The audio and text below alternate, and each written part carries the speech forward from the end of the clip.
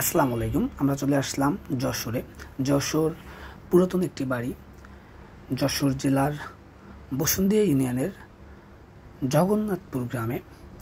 এই বাড়িটি অতি প্রাচীন, ধারণা করা হয় প্রায় 200 বছর আগে ব্রিটিশ আমলে এই বাড়িটি নির্মাণ করা হয়েছিল।